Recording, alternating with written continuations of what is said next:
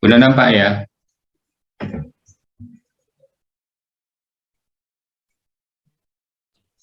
Sudah, Pak.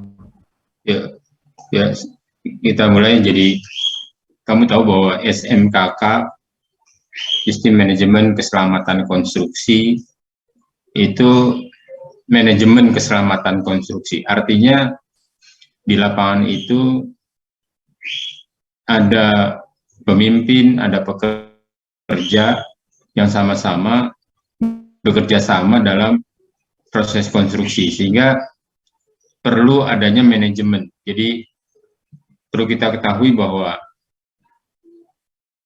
pekerja bekerja sesuai prosedur, tapi pemimpin juga harus memanage para pekerja yang ada di lapangan, sehingga perlu adanya kepemimpinan dan juga partisipasi pekerja. Tidak bisa hanya pemimpin aja yang berusaha keras untuk memanage proyek konstruksi sehingga bisa selamat dalam proses konstruksinya. Partisipasi pekerja juga harus terlibat. Artinya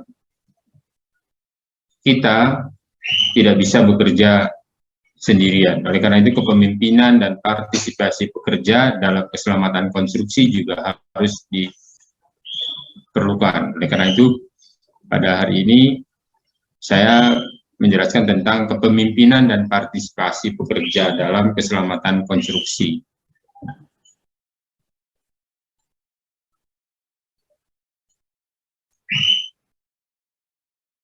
Kepedulian pemimpin atau pimpinan terhadap isu eksternal dan internal. Jadi apa aja seorang pemimpin di lapangan, dia bertanggung jawab penuh terhadap pencegahan kecelakaan kerja, penyakit atau kesehatan yang buruk akibat kerja, serta penyediaan tempat kerja dan lingkungan yang aman, efisien, dan produktif. Jadi selain bertanggung jawab terhadap konstruksinya, pemimpin juga harus bertanggung jawab terhadap keamanan dan keselamatan kerja. Oleh karena itu, tanggung jawab penuh berada di pimpinan proyek. Mengapa gajinya cukup besar? Karena tanggung jawabnya juga besar. Bagi Anda lulusan dari Politeknik D4, apakah bisa jadi pemimpin? Bisa tentunya. Anda kan sarjana sentrapan. Banyak teman-teman Anda, kakak-kakak kelas Anda yang saat ini sudah menjadi manajer di lapangan. Selain pendidikan, seorang pemimpin juga harus punya pembawaan dari dirinya sendiri. Jadi ada orang yang secara pribadi dinilai mampu bertanggung jawab sebagai pemimpin, tapi ada juga orang yang dianggap tidak bisa memimpin. Orang sebut leadership, tidak ada jiwa leadership. Oleh karena itu pada Anda diminta pada saat ini masih di bangku kuliah, Anda banyak ikut berorganisasi. Di organisasi itu nanti akan bisa kita lihat di mana seseorang bisa memanage anak buahnya atau bawahannya, juga akan terlihat di mana seseorang yang tidak mempunyai jiwa leadership, tidak punya kepastian dalam menentukan keputusan. Jadi itu adanya dari dalam diri kita. Oleh karena itu kepada Anda, dari sekarang ini, milikilah leadership. Leadership itu bisa dipelajari. Salah satunya saya sarankan kepada Anda untuk bisa ikut berorganisasi mumpung masih di kampus. Nah, di situ Anda bisa memimpin, paling tidak memimpin teman-teman di lingkungan Anda sendiri. Maka nanti sedikit bergeser dari materi, pada saat Anda nanti rekrutmen pekerja di suatu perusahaan, nanti akan Anda ditanya, apakah Anda pernah mengikuti suatu organisasi? Nah, ini nilai tambah yang jarang orang perhatikan. Mengikuti suatu organisasi itu penting bagi perusahaan. Karena apa? Di sana bisa melihat orang tersebut bisa bekerja sama. Karena orang yang tidak pernah ikut organisasi akan berbeda dengan orang yang pernah mengikuti, bahkan pernah memimpin satu organisasi. Mumpung belum terlambat, silakan Anda mengikuti satu organisasi di kampus untuk bekal Anda. Jika nilai Anda pada satu saat tes sama dengan teman Anda misalkan, tapi Anda punya nilai tambah, Anda pernah mengikuti suatu organisasi, apalagi memimpin suatu organisasi, maka nilai tambah itu menjadi milik Anda, sehingga Anda bisa diterima mungkin dalam satu perusahaan hanya karena Anda pernah ikut organisasi. Nah, ini pengalaman yang sering ditemui di lapangan. Sebagai bahan pertimbangan Anda, silahkan Anda ikut berorganisasi untuk bekal pada saat Anda nanti di lapangan. Jadi orang yang bertanggung jawab di lapangan, seorang pemimpin, itu harus tidak hanya teknis, tapi non-teknis. Ini kan non-teknis sebenarnya, untuk mencegah penyakit, mencegah kecelakaan kerja, itu harus pemimpin yang bertanggung jawab. Yang kedua, memastikan bahwa kebijakan dan program keselamatan konstruksi yang ditetapkan sesuai dengan visi dan misi penyedia jasa. Jadi perusahaan Anda tentunya punya visi dan misi. Jika Anda sebagai seorang pemimpin, Anda punya program tentang keselamatan konstruksi, maka harus sesuai dengan misi dan visi, sehingga pada saat Anda membuat program itu tidak bersinggungan atau tidak bertolak belakang dengan visi misinya. Ini biasanya pedomannya ke arah situ, visi misi. Kemudian tiga, memastikan ketersediaan sumber daya yang memadai untuk penerapan sistem manajemen keselamatan konstruksi. Artinya apa? Anda seorang pemimpin juga memastikan struktur organisasi yang ada di lapangan itu harus terdiri dari orang-orang atau tenaga kerja yang cukup dan mumpuni, atau sekarang orang bilang kompeten di bidangnya. Jadi memastikan ketersediaan sumber daya yang memadai. Pengertian yang memadai di sini cukup dari segi jumlah dan cukup juga dari segi kompetennya. Misalkan di situ harus ada dari K3, maka struktur organisasi yang ada di seksi K3-nya itu yang membidangi tentang keselamatan kerja harus orang-orang yang punya SKA tentunya. SKA-nya K3 konstruksi misalkan. Itu jumlahnya pun harus memadai. Nah, ini yang disebut memastikan ketersediaan sumber daya. Sumber daya itu ada berapa sebenarnya? Bukan hanya orang aja. Orangnya cukup, tapi sumber daya biayanya kurang. Sehingga tidak bisa juga. Oleh karena itu, sumber daya di dalam satu proyek, selain tenaga kerja, tentunya dana atau uangnya harus juga tersedia sehingga semuanya berjalan. Dan sumber daya apalagi? Alat. alat yang tersedia juga harus memenuhi. Misalnya apa? Misalnya safety belt, safety harness itu harus tercukupi. Kemudian alat-alat APD juga harus tercukupi. Nah, ini yang di poin 3, memastikan ketersediaan. Anda harus bertanggung jawab. Bentuk memastikan ketersediaannya bisa dilihat. Jumlah tenaga kerja yang bekerja di ketinggian berapa. Memang tidak semua pekerja harus menggunakan safety belt. Pekerja harus menggunakan safety harness, nggak harus semua. Hanya orang-orang yang bekerja di atas ketinggian. Tapi kalau helm proyek misalkan, itu wajib semua orang. Sarung tangan misalkan, ya wajib. Tapi seperti safety harness, safety belt itu nggak harus sejumlah orang yang ada di lapangan tentunya. Nah, ini dia maksudnya memastikan ketersediaan. Kenapa di proyek-proyek itu masih sering terjadi kecelakaan kerja? Karena menganggap SMKK ini biayanya mahal. Kenapa mahal maksudnya? Karena alat-alat yang tersedia harus standar untuk keselamatan kerja. Dan jumlahnya tidak hanya satu, banyak sekali. Di zaman-zaman sebelum reformasi, orang bekerja, orang menawar pekerjaan, penyedia jasa menawar pekerjaan kepada pengguna jasa, tender, tidak ada dana untuk keselamatan kerja. K3 itu nggak ada sama sekali.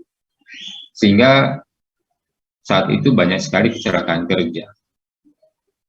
Dengan berkembangnya teknologi dan berkembangnya kemajuan di dunia konstruksi, maka ternyata keselamatan kerja ini, terutama keselamatan konstruksi ini menjadi poin yang penting. Dan saat ini biaya untuk memenuhi sumber daya yang ada untuk menerapkan SMKK ini disediakan sumber daya biayanya. Sehingga pada saat tender itu sudah pastikan bahwa biaya untuk SMKK ini sudah masuk ke dalam biaya tender. Nah, ini yang zaman dahulu tidak ada baik biaya ini masuk ke dalam satu penawaran, sehingga masih banyak kecelakaan kerja yang terjadi di Indonesia. Yang keempat, mengkomunikasikan penerapan SMKK kepada seluruh pekerja. Untuk pekerja proyek yang cukup besar, hampir setiap hari itu diberikan briefing yang benar gitu. Setiap mau mulai kerja diberikan briefing, terutama kepada seluruh pekerja sebelum mulai kerjaan, sehingga mengingatkan kembali kepada para pekerja hal-hal yang perlu diperhatikan pada pekerjaan yang mengandung bahaya. Manusia itu sifatnya adalah pelupa, jadi selalu diingatkan. Nah, ini yang penting di dalam satu proyek, setiap paginya harus ada briefing tentang bilangnya induksi K3 itu selalu ada. Nah, ini perlu dikomunikasikan penerapan SMKK-nya, jangan lupa kepada seluruh pekerja.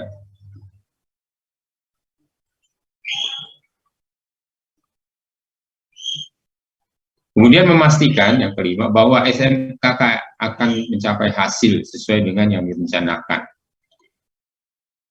Jadi sistem manajemen keselamatan konstruksi ini programnya disusun sejak awal proyek itu akan dibuat,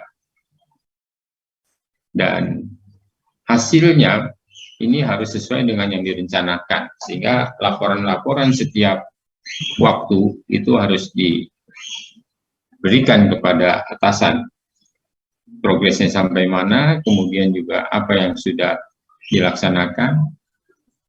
Dan kemungkinan kalau terjadi kecelakaan mungkin yang sifatnya perlu ada perbaikan di sistem manajemen, itu harus dilaporkan dan gimana solusi yang harus dilakukan agar tidak terulang. Itu bisa.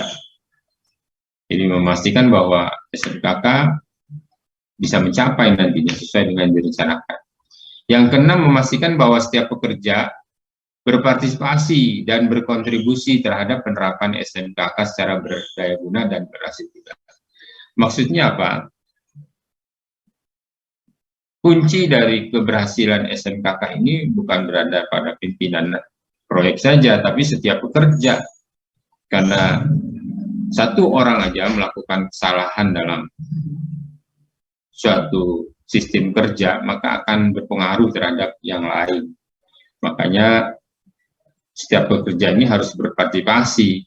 Contohnya misalkan dalam pekerjaan di atas gedung tinggi yang mengandung bahaya, sementara yang bersangkutan tidak menggunakan safety belt atau safety harness, maka kemungkinan tinggi akan mengakibatkan kecelakaan. Dan jika terjadi, maka pekerjaan mungkin akan di-stop. Karena apa? Harus diinvestigasi ya, kenapa bisa terjadi. Nah, kalau ini terjadi kan paling tidak satu sistem pekerjaan akan terganggu adanya penyetopan. Nah, ini disebut tidak berdaya guna dan berhasil guna kalau sampai pekerja ada yang tidak berpartisipasi dalam melakukan penerapan SMKK. Yang tujuh, mempromosikan peningkatan atau perbaikan SMKK berkesinambungan. Tadi saya bilang, seandainya ada satu sistem kerja yang ternyata menimbulkan satu kecelakaan atau ketidakberesan dalam pelaksanaan pekerjaan, maka harus ada perbaikan. Dilaporkan dan cari solusinya sehingga ada perbaikan tentang item pekerjaan di satu tempat yang perlu adanya peningkatan atau perbaikan, sehingga tidak kaku atau tidak stuck SMKK itu, sehingga harus ada perbaikan yang berkesinambungan. Yang kedelapan, mengembangkan dan mempromosikan budaya kerja, keselamatan kerja dalam organisasi.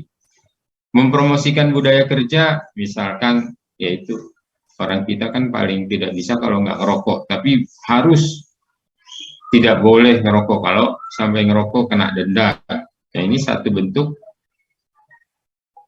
sanksi sehingga mereka membiasakan kerja dengan pola yang berkeselamatan dalam organisasi. Di dalam satu proyek kemungkinan banyak bahan yang terbakar, maka tidak diperbolehkan selama pekerjaan berlangsung ada api, apalagi rokok. Tapi kan kalau tukang-tukang yang bekerja di perumahan yang biasa aja itu kan seenaknya dia merokok. Tapi kalau di proyek nggak bisa seperti itu. Nah, ini bicara tentang budaya kerja.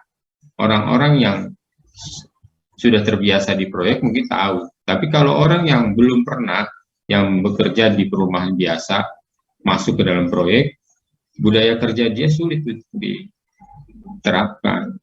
Apalagi harus menggunakan sepatu kerja, rompi, helm, dan tidak boleh ngerokok selama bekerja. Bagi mereka itu sulit sekali. Jadi ini harus budaya kerja yang terbiasa. Kemudian yang ke-9, melindungi pekerja yang melaporkan terjadinya kecelakaan. Jadi jangan sampai kecelakaan dilaporkan oleh satu pekerja, malah pekerjanya sendiri tidak dilindungi. Nah, ini kadang-kadang di kita juga begitu. Ada kecelakaan misalkan luka atau apa, maka mahasiswa misalkan praktek di workshop aja, itu kadang-kadang diam-diam, takut ketahuan. Nggak boleh, malah dia harus dilaporkan kalau terjadi misalkan kecelakaan tangannya misalkan sobek atau tertiban suatu benda, laporkan. Tapi jangan akhirnya pekerja yang melaporkan malah diberikan sanksi, ini jangan. Ini kadang-kadang budaya-budaya dilindungi atau pengen disayang oleh pimpinan, sehingga pekerja yang terjadi kecelakaan itu tidak dilaporkan. Ini nggak boleh, harus tetap dilaporkan.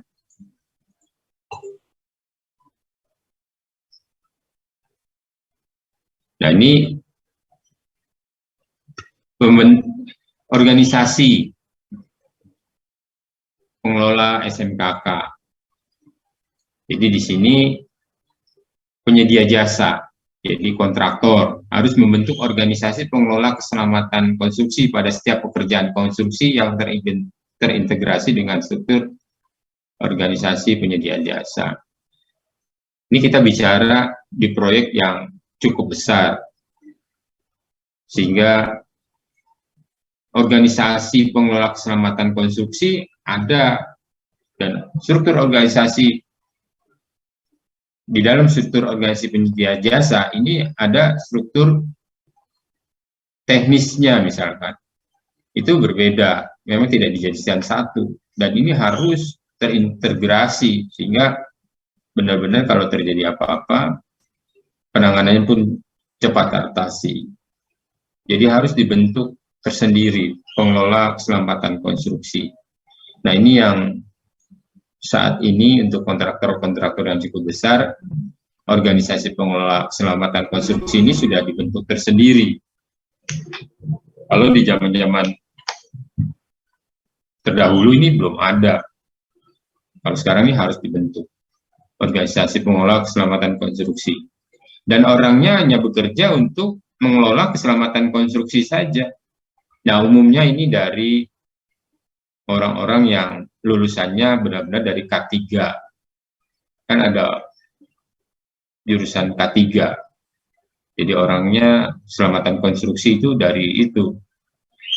Tapi ada juga yang dari teknik sipil yang menguasai keteknikan, sudah pengalaman, dan juga bisa dimasukkan ke dalam pengelola keselamatan konstruksi. Karena mereka tahu di poin-poin pekerja apa saja yang bisa membuat suatu pekerjaan itu berbahaya. Jadi umumnya organisasi pengelola keselamatan konstruksi juga ada dari teknik sipil juga. Tapi yang lebih utamanya adalah orang dari lulusan K3-nya sendiri.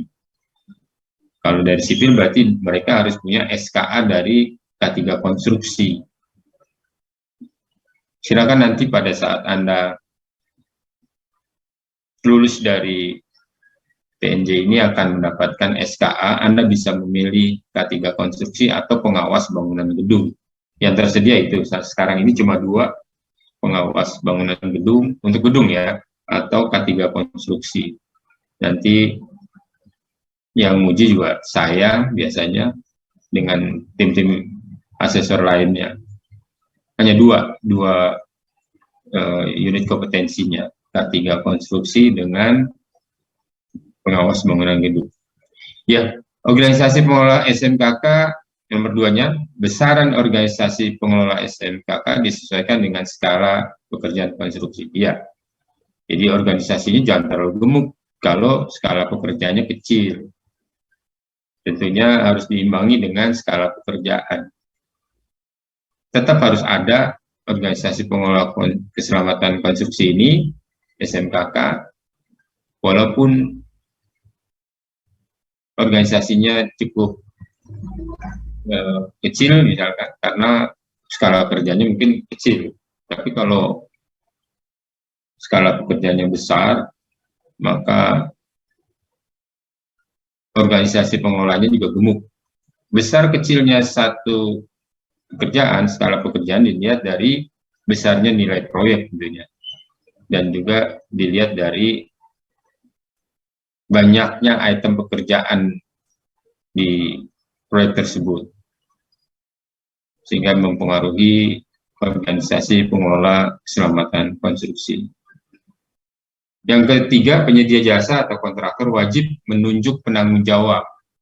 Ya, di organisasi pengelola SMKK ini ada yang bertanggung jawab, yang memiliki kompetensi di bidangnya. Tentunya tadi saya bilang, Anda juga bisa menjabat ini jika Anda memiliki SKA K3 konstruksi. K3 konstruksi SKA itu juga ada levelnya dari mulai muda, jadi kompetensinya, kualifikasinya muda, atau madya, atau utama.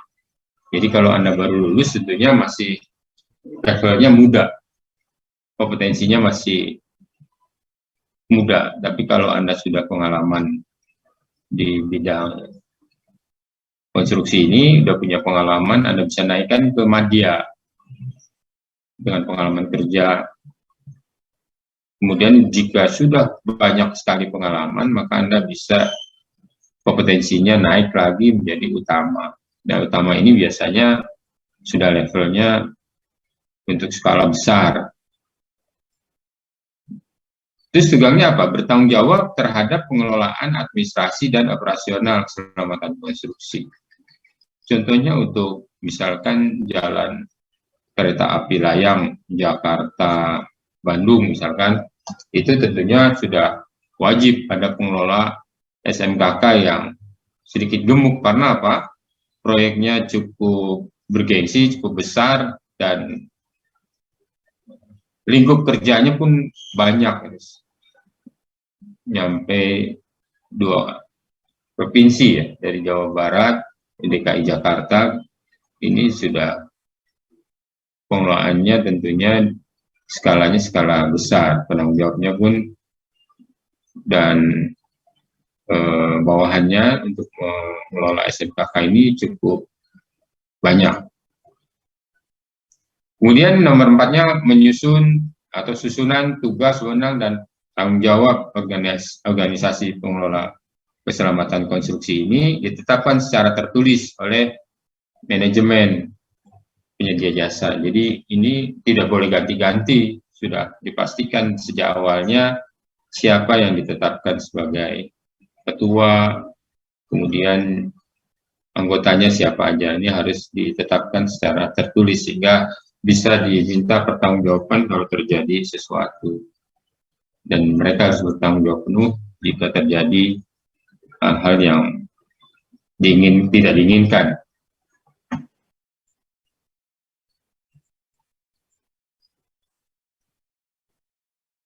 Contohnya ini, contoh yang sederhana untuk struktur organisasi. Pimpinan proyek tertingginya nih siapa? Ini pimpinan unit keselamatan konstruksinya ini siapa? Kemudian petugas tanggap darurat ini, kemudian petugas P3K, petugas keselamatan konstruksinya, sehingga benar-benar ada yang bertanggung jawab. Misalkan tanggap darurat, berarti dia harus cepat. Tapi juga petugas P3K, ya, pertolongan pertama pada kecelakaan juga harus barengan ke sana. Juga keselamatan konstruksi ada, sehingga jangan sampai orangnya itu-itu aja, tanggap darurat itu, petugas P3-nya dia, petugas keselamatannya juga dia. Ini yang tidak boleh. Jadi harus ada petugas yang benar-benar bertanggung jawab untuk setiap seksi ini. Ini contoh untuk struktur organisasi. Nanti kalau Anda di lapangan bisa membuat ini, tinggal ini kan nama-namanya. Nah, ini jabatannya misalkan, kalau jabatan pimpinan tertinggi proyek, ada juga pimpinan unit keselamatan konstruksi. Kalau pimpinan tertinggi proyek tentunya menetapkan. Yang membuat siapa? Nah, ini kan bisa menetapkan kebijakan, memastikan dipenuhinya, memastikan terlaksananya. Dia memastikan, menetapkan sasaran, melaporkan kinerja. Melaporkan tentunya dia dapat laporan dari bawah. Coba kita lihat pimpinan unit keselamatan konstruksinya mengkoordinir, memastikan, melakukan inspeksi, melakukan koordinasi. Jadi untuk program keselamatan konstruksi ini, sistem manajemen keselamatan konstruksi ini sudah dibuat oleh suatu perusahaan, bukan sendiri. Jadi secara bersama-sama sudah ada program SMKK-nya. Nah, cuma dari pimpinan tertinggi ini menetapkan kebijakan itu. memastikan dipenuhinya, memastikan terlaksananya, menetapkan sasaran, melaporkan. Kalau unit keselamatan konstruksinya mengkoordinir penerapannya, siapa aja yang bertanggung jawab di itu tadi, petugas daruratnya, tanggap darurat, P3 dan petugas keselamatan konstruksinya. Jadi memastikan kegiatan keselamatan konstruksi tempat terlaksana. Di pimpinan ini bisa, jika suatu saat misalkan ingin mengangkat satu girder misalnya, balok girder, dia sudah bisa memastikan kegiatan keselamatan konstruksinya bisa terlaksana dengan baik atau tidak. Jadi kalau merasa masih meragukan, ya harus ada perbaikan. Dan juga ada inspeksi nih. Jadi inspeksi keselamatan konstruksi di tempat kerja. Inspeksi itu datangnya ya secara berkala biasanya, enggak setiap hari. Tapi saat inspeksi itu harus berjalan sesuai rencana. Dan ini melakukan koordinasi dengan pihak-pihak terkait. Pimpinan ini tentunya tidak bisa bekerja sendiri, tapi koordinasi dengan pihak terkait. Ini job description-nya ini. Petugas keselamatan konstruksi tugasnya apa? Melaksanakan induksi. Jadi setiap hari harus diberikan induksi pada para pekerja. Melaksanakan konsultasi dan komunikasi di tempat kerja. Melaksanakan inspeksi. Melaporkan kejadian baik berupa insiden maupun eksiden. Bedanya insiden dengan eksiden, kamu harus tahu, kalau insiden itu semua kejadian itu disebut insiden. Insiden walaupun kecil, insiden. Tapi eksiden itu kecelakaan. Jadi kalau bisa malah zero insiden, bukan zero accident. Kalau zero accident berarti tidak ada kecelakaan. Tapi pas mungkin juga ada kejadian. Gitu. Nah, kalau bisa malah insiden, kejadian. Jadi tidak ada kejadian apapun. Misalnya. Itu yang lebih baik. Insiden maupun accident pada manajer harus melaporkan. Sebaik apapun harus dilaporkan, baik dilaporkan, ada kejadian kecelakaan pun harus dilaporkan. Nah ini petugas tanggap darurat, tadi di bawah itu ada petugas keselamatan konstruksi, tanggap darurat, dan petugas P3K. Petugas tanggap darurat melaporkan kegiatan tanggap darurat kepada manajer, mengumumkan kondisi darurat di tempat kerja, pada seluruh pekerja. Jadi kalau misalkan ada suatu tempat yang mengalami suatu kondisi darurat, ini harus diberitakan kepada seluruh pekerja. Misalkan terjadi keruntuhan misalkan di satu tempat, maka kondisi darurat itu harus cepat-cepat diblokir dan diberikan penjelasan atau pengumuman kepada seluruh pekerja. Petugas P3K apa? Tugasnya apa? Ya, melakukan tindakan pertolongan pertama. Di P3K pertolongan pertama. Kemudian memastikan peralatan P3K dalam kondisi baik. Memastikan isi kotak sesuai dengan peraturan. Nah ini umumnya kalau di dalam proyek petugas ini semua nih, ini biasanya berwarna merah seragamnya. Karena dia P3K.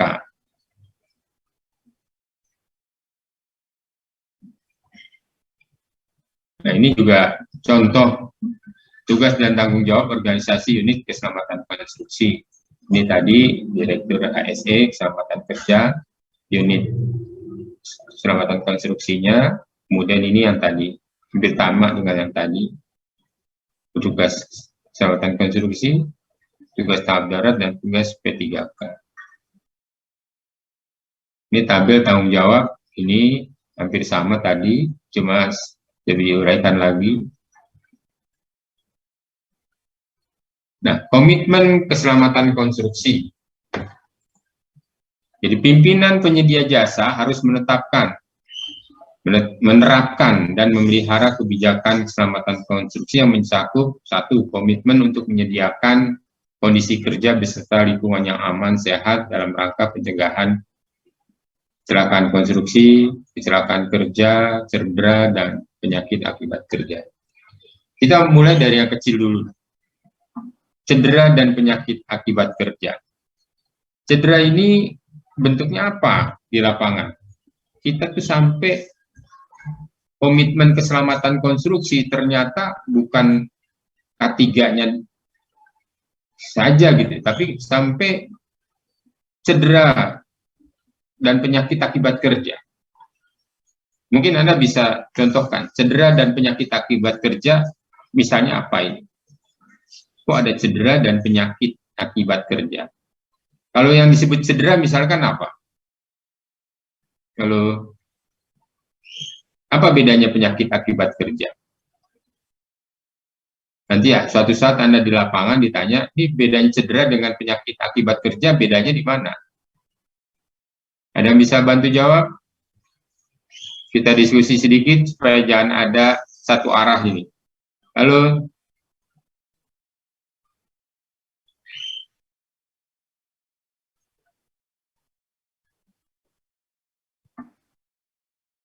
Kalau cedera biasanya lebih ringan, Pak, dibanding penyakit akibat kerja, Pak. misalnya kalau cedera kamu bilang ringan apa? Penyakit akibat kerja apa? Contohnya. Nah, itu kan Kalau cedera, definisi. ya, Pak, kalau cedera mungkin eh, ada bagian tubuh, misalnya salah ngangkat sesuatu, tangannya jadi sedikit cedera. Kalau penyakit akibat kerja, bisa aja dia lupa pakai sepatu safety, ketiban palu, jadi kakinya terluka gitu, Pak. Kan berdarah kayak lebih besar gitu akibatnya, Pak. Nah, yang lain gimana yang lain? Cedera dan penyakit. Penyakit dengan cedera. Ada sedikit perbedaan yang menurut kita memang hampir sama gitu. Tapi Anda harus tahu nih, benang merahnya di mana bedanya cedera dengan penyakit akibat kerja. Lalu yang lain, karena nanti kalau misalkan Anda suatu saat masuk di dalam divisi unit keselamatan konstruksi atau SMKK, Anda harus bisa mendefinisikan cedera dengan penyakit akibat kerja bedanya di mana. Terus Anda jawabnya apa?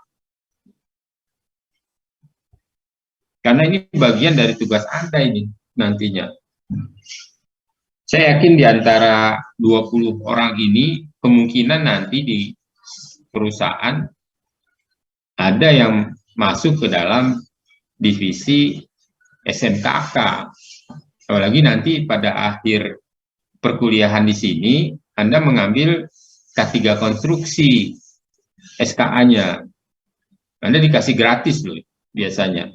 Setiap tahunnya dikasih gratis. Mudah-mudahan pada saat Anda nanti lulus masih gratis. Karena kalau bayar itu untuk satu SKA muda aja itu paling murah sekitar 2 juta. Paling murah. 2,5 malah. Sekarang naik karena sekarang BNSP dengan LPJK. Jadi sekitar 2,5 juta Anda harus bayar untuk mendapatkan satu SKA. Nah, biasanya dari kampus itu bekerja sama dengan PU memberikan fasilitas pembuatan SKA secara gratis kepada Anda di semester akhir. Pada saat Anda mau lulus lah, itu diberikan SKA. SKA-nya bisa K3 konstruksi. Nah, kalau Anda mendapatkan K3 konstruksi, kemungkinan di lapangan Anda masuk ke SMKK atau unit keselamatan konstruksi. Di sini nanti akan bertanggung jawab ini semua. Anda harus tahu nih setiap kata di dalam tulisan ini. Cedera dan penyakit akibat kerja. Apa itu bedanya? Ada bisa bantu jawab lagi? Ya tadi sudah hampir benar, cuman masih ada perbedaan yang lebih jelas sebenarnya antara cedera dan penyakit. Karena jelas kan tulisannya cedera dan penyakit.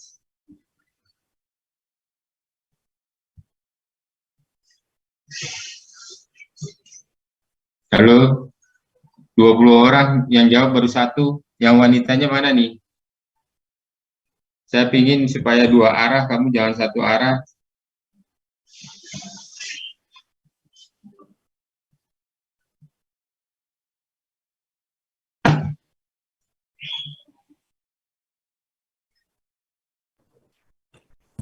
Kalau saya juga sepemikiran sih Pak sama Ilham Pak. Kalau cedera itu yang lebih ringan, sedangkan penyakit yang lebih beratnya gitu Pak. Gitu, lebih Iya, berat gitu ya. iya Terus kan di maksudnya sini kan ada tulisan akibatnya kecelakaan gitu. kerja. Kalau kecelakaan kerja nih, kalau kecelakaan konstruksi jelas ya, misalkan girder diangkat jatuh, itu kecelakaan konstruksi.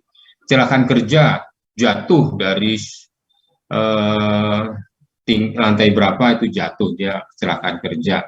Atau rubuh, ya biasanya jatuh, atau terpotongnya misalkan tangan seseorang karena gergaji misalnya, itu kecelakaan kerja. Tapi cedera dan penyakit akibat kerja beda dengan itu. Yang wanita mana belum keluar suaranya nih, yang wanita? 2 minggu lagi itu ada ujian ya, ujian tengah semester. Sifatnya menguraikan ini. Jadi kalau Anda tidak bisa menguraikan dari kata-kata yang ada, maka nilainya ya gimana? Karena di sini tidak ada hitungan ini. Di kuliah ini tidak ada hitungan, jadi uraian. Harapan saya uraian Anda jangan, ya nggak bisa sama ya. Kalau sama persis berarti Anda ada saling ngopi.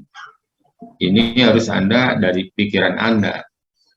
Yang wanita mana belum jawab, biar jangan sampai ada cuma satu arah ini yang saya minta.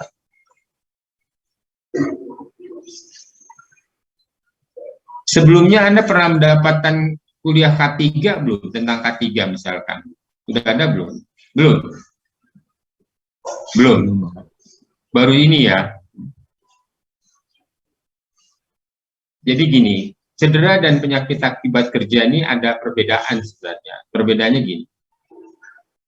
Kalau kecelakaan kerja tuh kecelakaan itu lebih besar lah ininya, terjadi kecelakaan yang cukup besar dan harus penanganan yang serius, kecelakaan kerja. Tapi kalau cedera, misalkan Anda tergores paku sampai berdarah, itu cedera termasuk. Kemudian Anda terpleset sehingga Anda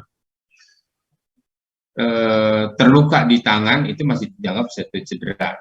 Kemudian pada saat Anda bangun dari tempat duduk, misalkan di atasnya ada kayu, Anda kejedot, kemudian sedikit berdarah, itu masih dianggap cedera.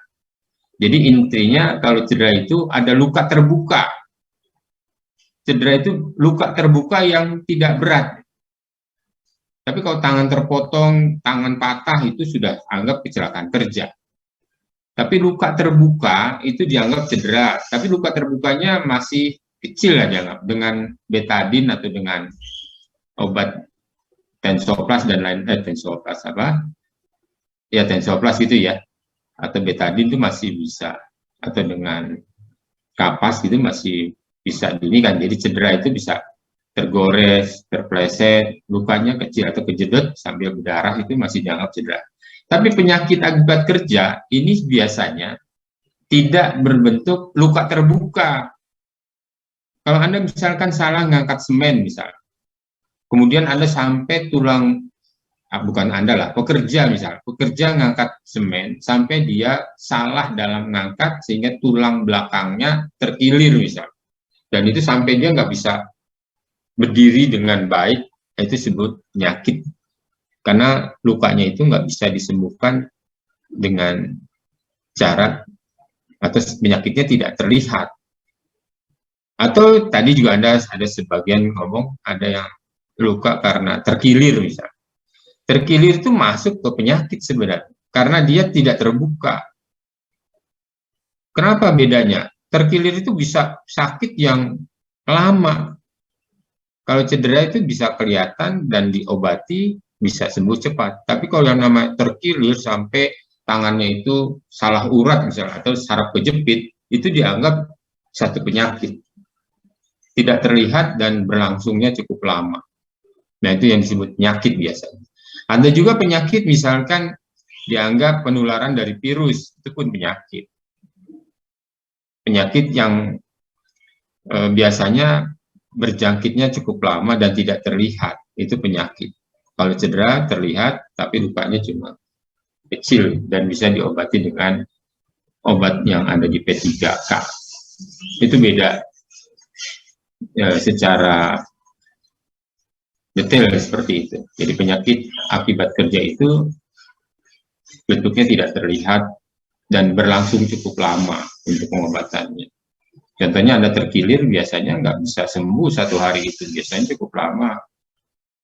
Kemudian Anda ngangkat barang yang salah misalkan, sampai tulang belakangnya salah saraf kejepit misalkan, itu dianggap satu penyakit akibat kerja. Oke, yang kemudian yang nomor 2, komitmen untuk mengantisipasi dan melindungi terhadap ancaman atau gangguan keamanan dalam berbagai bentuk, dan perlindungan terhadap keselamatan manusia, harta benda, masyarakat umum, serta lingkungan. Jadi kita selain melihat secara langsung, meninspeksi secara langsung, tapi kita juga harus komitmen untuk mengantisipasi dan melindungi terhadap ancaman. Kira-kira kalau misalkan di satu saat proyek itu tower crane-nya sedang berjalan, Anda harus mengantisipasi dan melindungi. Kira-kira kalau seandainya tower crane itu suatu saat terjadi hal-hal yang tidak diinginkan, misalkan dalam hal swing, mutarnya dia, mentok, kemudian ada barang yang jatuh, Anda harus mengantisipasi nih, jatuh barangnya kira-kira jangan sampai mengganggu keamanan misalkan. Sehingga swing atau putaran dari tower crane itu pun harus diperhatikan. Putaran crane ya, putaran tower crane itu harus diperhatikan. Seandainya terjadi kolaps misalkan, barang yang diangkat jatuh, nah diusahakan jatuhnya masih di area proyek misalkan. Itu mengantisipasi dan melindungi terhadap ancaman atau gangguan keamanan dalam berbagai bentuk. Perlindungan terhadap keselamatan manusia. Dan biasanya jalur crane itu harus bebas dari kegiatan manusia yang umum misalnya. Itu tidak boleh lewat jalur putaran crane itu. Ini yang disebut mengantisipasi dan melindungi terhadap ancaman atau gangguan keamanan dalam berbagai bentuk. Kemudian yang ketiga, menyediakan kerangka kerja untuk menetapkan tujuan. Nah, ternyata kerja Anda di unit keselamatan konstruksi ini nggak gampang, tentunya menyediakan kerangka kerja untuk menetapkan tujuan. Jadi menyediakan kerangka kerja. Kerangka kerjanya seperti apa? Buat. Jadi setiap hari kerjanya hanya berhubungan dengan keselamatan. Karena apa? Karena memang di sini organisasinya SMKK. Jadi Anda hanya bertanggung jawab tentang keselamatan konstruksi. Untuk progres kerjaan, ya bidang lain tentunya. Struktur organisasi lain, Anda tidak berada di situ. Sehingga Anda hanya bekerjanya sebenarnya lebih terfokus gitu ya. Jadi tidak, walaupun Anda teknik sipil, tapi Anda tetap hanya bekerja di kegiatan SMKK-nya. Ini kita memberikan bekal kepada Anda, mudah-mudahan pada suatu saat jika Anda di lapangan masuk ke unit SMKK sudah siap. Jadi tidak sama sekali masih nol. Ini memberikan gambaran. Yang keempat, komitmen untuk mematuhi ketentuan peraturan perundang-undangan. Jadi semuanya di awal pernah kita jelaskan, peraturan perundang-undangan atau peraturan yang lain itu harus mengacu pada peraturan tersebut. Jangan sampai Anda membuat program kerja, misalkan bekerja dengan waktu yang tidak ditentukan. Wah, itu nggak bisa. Jam kerja itu terbatas. Setiap manusia punya kemampuan juga terbatas, sehingga waktu kerjanya juga harus ditentukan sampai jam berapa. Kalaupun perlu ada penambahan jam kerja lembur, maka shift-nya itu bisa ditambah pekerja baru, jangan pekerja itu juga yang sudah capek, ditambah lagi lembur sampai 2 kali jam. Biasanya nggak boleh gitu. Jadi ada shift 1, shift 2, shift 3 dengan orang yang berlainan. Ini ketentuan tidak boleh dilanggar, harus mematuhi orang bekerja 8 jam. Jika lebih dari itu berarti Anda harus menyediakan tenaga kerja dengan shift siang, shift sore, shift malam. Misalkan perlu 24 jam, ya harus 3 shift. Ini aturan, jadi harus dipenuhi. Kemudian komitmen untuk menghilangkan bahaya, mengurangi resiko keselamatan. Ini pasti nih, komitmennya menghilangkan bahaya. Zero accident, tapi kalau bisa zero incident. Jadi tidak ada kejadian apapun. Keenamnya, komitmen untuk melakukan perbaikan. Nah ini yang tadi, jadi kalau misalkan ada sesuatu yang perlu diperbaiki, ya dilaporkan, kemudian nanti diperbaiki pada program SMKK selanjutnya. Komitmen untuk konsultasi dan mendorong partisipasi pekerja atau perwakilan kerja serta pihak berkepentingan lainnya dalam pelaksanaan keselamatan konstruksi. Jadi jangan sampai kita arogan, tetap harus ada konsultasi, partisipasi dari pekerja atau perwakilan pekerja.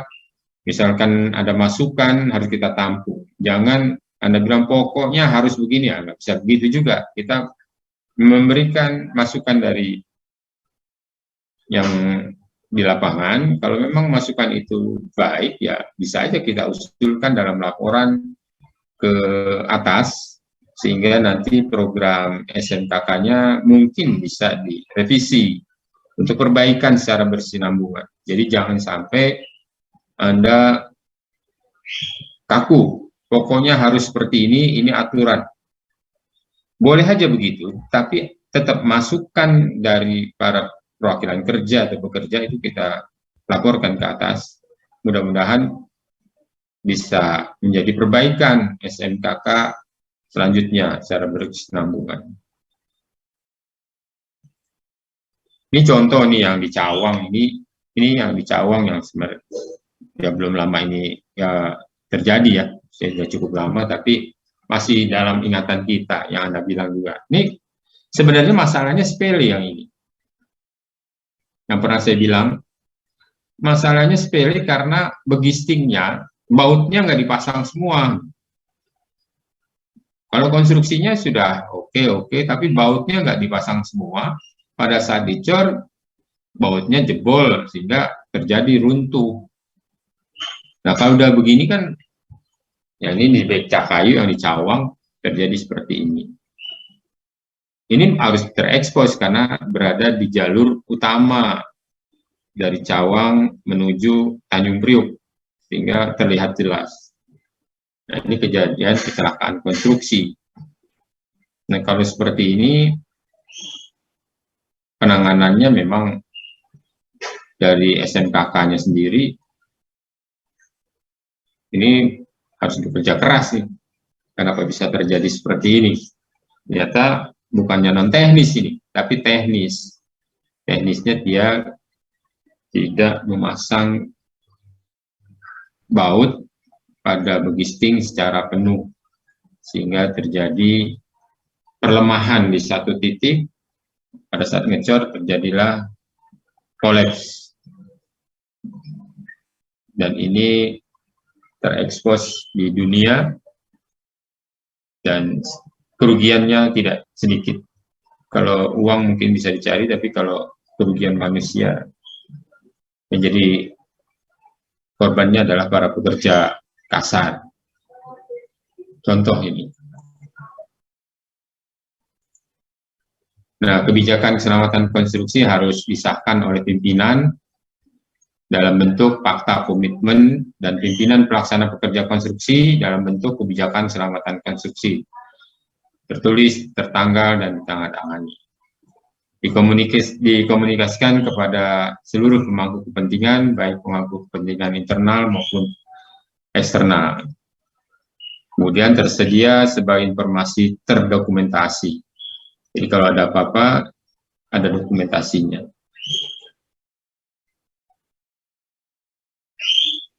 Ini ada contoh fakta komitmen keselamatan konstruksi. Bentuknya seperti ini. Saya yang bertanda tangan bahwa ini nama, pangkatnya apa, jabatannya, bertindak sebagai atau untuk apa dalam rangka pelaksanaan SNKK